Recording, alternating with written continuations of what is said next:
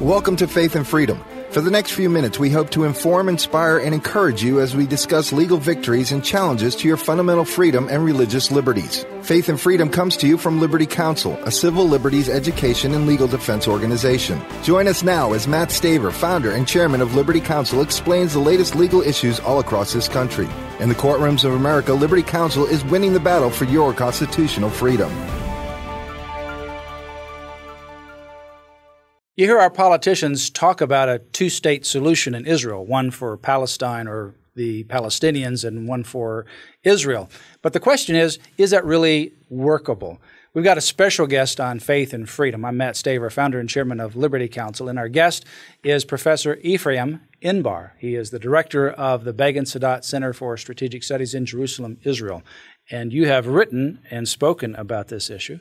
But just directly, and then we can expand on it, is a two-state solution where you have two states in the same geographical boundaries of Israel, and including Gaza. Is that a workable solution?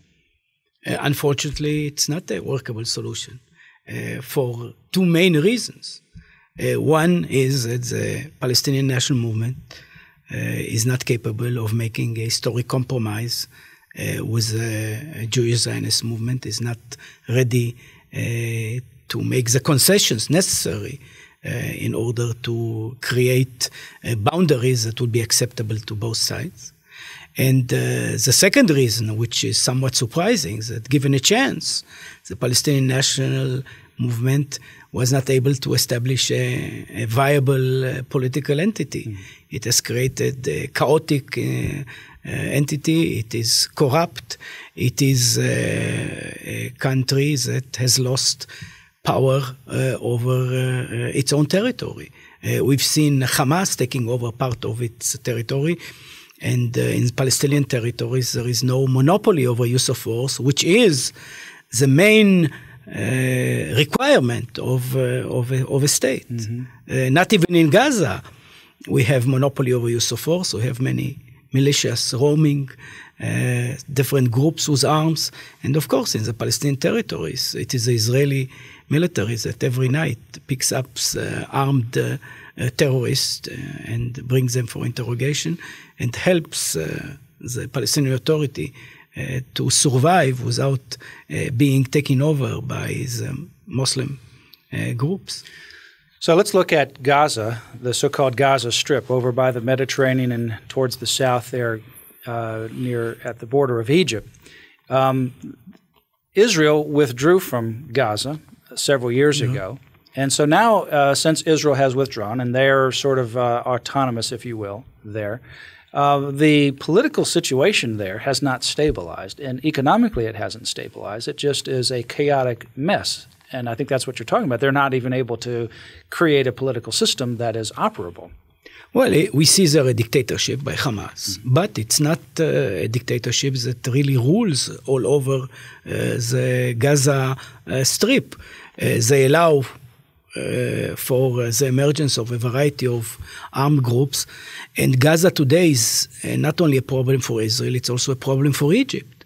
We see that some of the terrorist attacks against Israel originate in Hamas, go into the Sinai, and afterwards they attack Israelis, and the Egyptians feel uneasy about it, not about bleeding Israel, but about using Egyptian territory in such attacks which could bring them into trouble with Americans and others.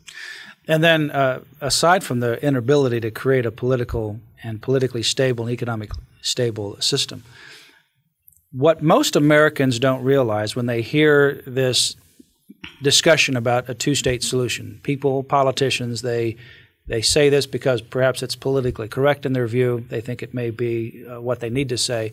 But if we in the United States had Mexico, for example, as part of our territory, so to speak, and people in Mexico were throwing bombs across the border from Mexico into southern part of the United States, the question is, what would America do? And what would we do? Would we believe that they ought to be given autonomy Would we believe that they would be able to get complete recognition at the United Nations? Would we just simply not retaliate back? What would we do? Well, if we were attacked by Mexico or Canada or any other border state, we would immediately retaliate back. We would not tolerate that kind of instability on the border. But that's what you experience in Israel all the time, where they're lobbing bombs from Gaza into Israel. Yeah, actually, unfortunately, we are suffering of thousands of missiles since Hamas has entrenched itself in Gaza. Once in a while, we go and try to eliminate some of those terrorists, but because of international pressure, including American pressure, we don't take more drastic measures. Several years ago, we invaded Gaza, but not all of it, only part of it, and we tried to clean the terrorist infrastructure. It helped for a while, but Israel has difficulties convincing the world that its population is suffering terribly, and there are hundreds of thousands of Israelis that live in fear, that have to spend their nights in a shelter, that their children can go freely to a kindergarten. Those children suffer from very difficult psychological problems. It's true, very few casualties, but this type of existence is very difficult. And to some extent, Israel, because of external pressure, is not fulfilling its duty to defend its citizens. Now, Barack Obama made a statement. He somewhat backpedaled on it a little bit, but the statement was a drastic change from previous American presidents, and that is that Israel should return to the 67 border with land swaps. And that would make Israel about 9 miles wide at its very center, which would literally be suicide for Israel. It would be the Auschwitz borders, if you will. And that would include not only Gaza, but it also include this whole part that is Judea Samaria, where the prophet Amos wrote, and where literally thousands of Israeli citizens currently live in settlements or in neighborhoods, in communities. It would mean that you would give all of that back over to a Palestinian-controlled, Hamas-controlled regime that has terrorists as part of its modus operandi. That would just completely destabilize Israel.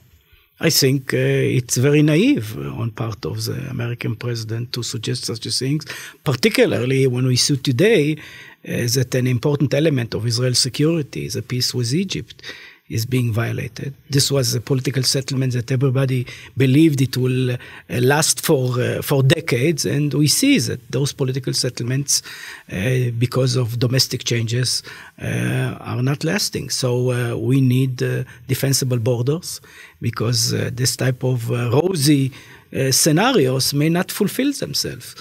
The survival of the state of Israel requires defensible borders. And I think your history and living this every day, and you're an Israeli in Israel, you realize, and I think a lot of Israelis over time have begun to realize, that this two-state solution is just not possible.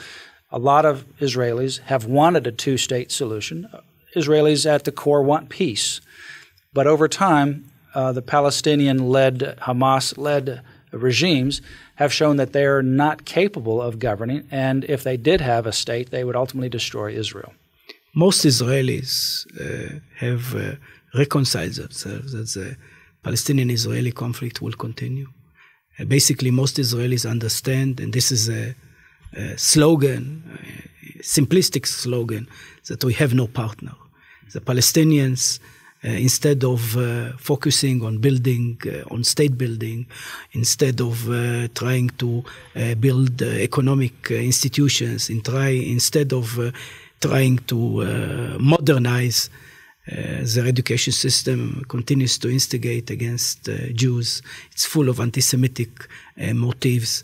It is actually trying to make the terrorists martyrs, and they are the role models in their education system. Well, our guest is Dr. Efrain Inbar, director of the Begin Sadat Center for Strategic Studies in Jerusalem, Israel. Go to Liberty Council's website, lc.org, to find out more information about how you can be involved in learning more about Israel. And also, if you want to join us in our trip to Israel in May of 2013, go to the website or call 1-800-671-1776. If you've been to Israel, I encourage you to go back, because not only will you see the historic and biblical sites, but you're going to be introduced to people and experts in Israel that other tours will not offer. So go to Liberty Council's website, lc.org. I hope to see you in our tour and our trip to Israel in May 2013. You have been listening to Faith and Freedom with Liberty Counsel. We hope that we have motivated you to stand up for your faith, family, and freedom. We can accomplish a lot when we work together. Get informed and get involved today. Sign up for our free monthly newsletter, The Liberator. We will send it out to you free of charge. Stay informed with our Liberty Alert email updates. Just click on the website at www.lc.org or call us at 1-800-671-1776. Tune in next time to learn more about your rights right here on Faith and Freedom.